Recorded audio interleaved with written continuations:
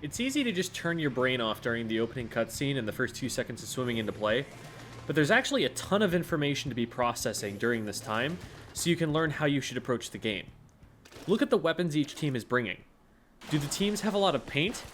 If you've got, say, 2 blasters on your team, you may have to deviate a little from your usual role to pick up the slack on painting and enable them to move around and give them more hiding spots.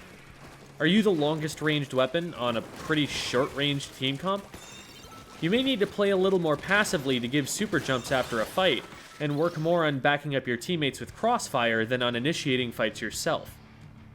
If the game gave a team a lot of very long-ranged weapons, expect them to be able to hold their ground very well and demand patience and discipline from the enemy frontline, but also for them to have a lot of trouble pushing forward when the enemy team does gain control. If the enemy team has weapons that like to ambush you, like rollers, brushes, or short-ranged blasters, paint meticulously to deny them hiding spots and stay far back from ledges they could be hiding under.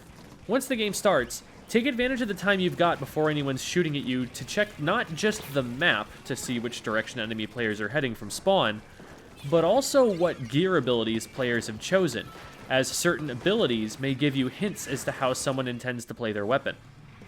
Someone with quick respawn is going to play pretty aggressively. An E-leader may be running Respawn Punisher, which makes it especially important to stay safe and know where their sightlines are.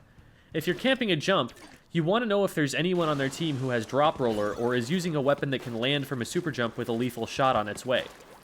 Instead of getting bored waiting for the action to start, you'll soon find that you wish you had longer to process all of this before you're needing to watch for enemy players and defend yourself.